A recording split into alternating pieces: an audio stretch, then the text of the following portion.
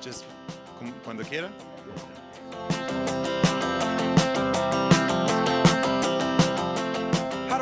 He has his own methods, so you adapt to whatever environment you're in, and we were in his environment, so we adapted to his methods, and I think it was encouraging working for him because what we would hear come back out of the speakers sounded so good.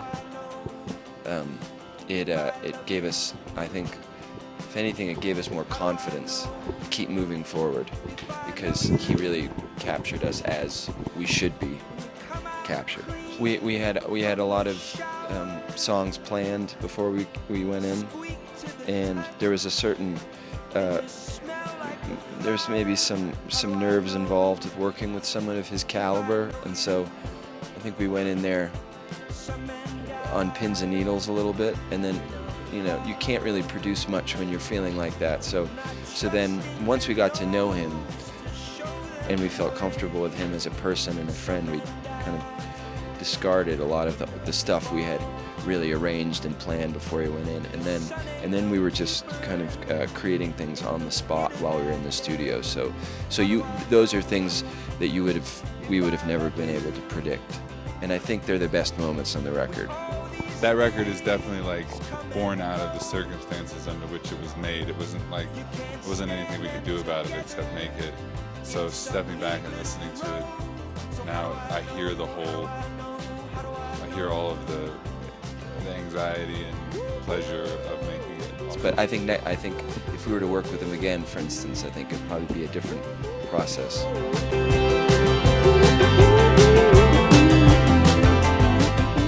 We've been playing together for 5 years, and the sound just happens by itself.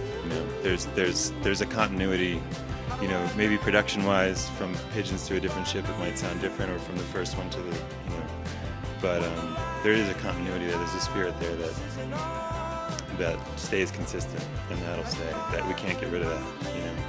I think that's part of what it is about being in a band, is like learning how to get to the purest essential of who you are as a unit, who you are as individuals, and then who you are as a band. And stripping, it's like layers of an onion or something. And so that, I feel like it's not like building to something, it's like removing unnecessary elements to get to like some purity.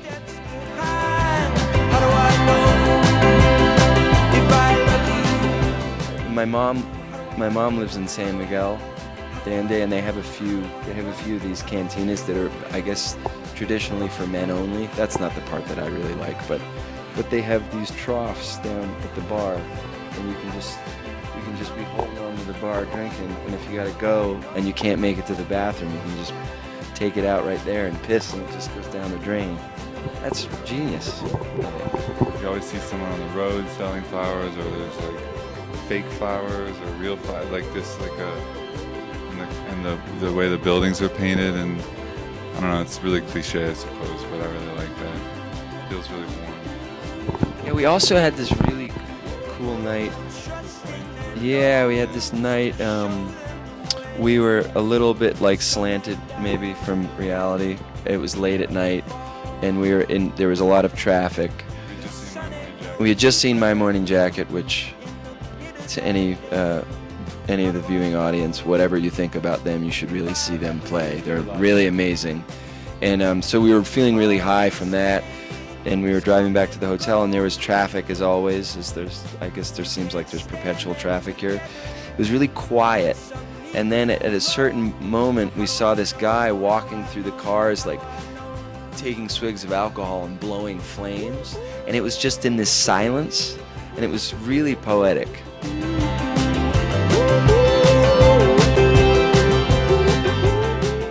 Maybe My Morning Jacket was that was an amazing experience. I mean, seeing a couple of Radiohead shows that when they're really on with each other, that I thought were some of the best musical experiences that I've seen.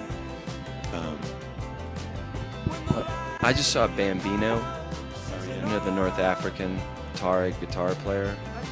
that was probably the best show I've seen. And they're younger guys alive now making music, but the music is really old. It's not like new music, but if I could recommend any show, I would recommend someone see that.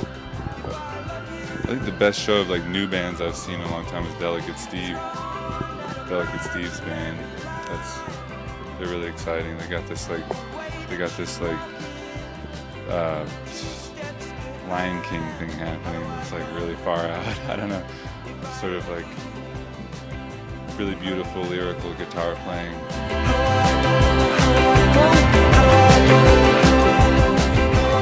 The record's not out yet, so I haven't heard the record, but I heard a new Cass McComb song that I really like.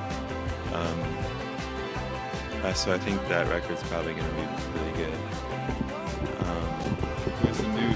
There's an EP that this band from Austin called White Denim put out. It's really, really good. It's like a departure from what they've done in the past. It's a lot of acoustic. I mean, it's still cook. I don't know if you know that band, but they really cook. And it's like this kind of bluesy, raga-inspired kind of thing. Well, speaking of that, the Steve Gunn record is really good, actually. Steve Gunn, he's Kurt Weill's guitar player. He has this like, it's kind of like, just like raga, like acoustic-y, also an EP. That's actually really beautiful. And I mean, I was just listening to like an Alice Coltrane record. I don't know, like I haven't really listened to a lot of music that's come out in 2013, to be perfectly honest. Hola, somos Hybrid Magic de Nueva York. Estamos muy contentos de estar aquí en México, DF, con la revista Marvin, y queremos decir hola a toda su gente.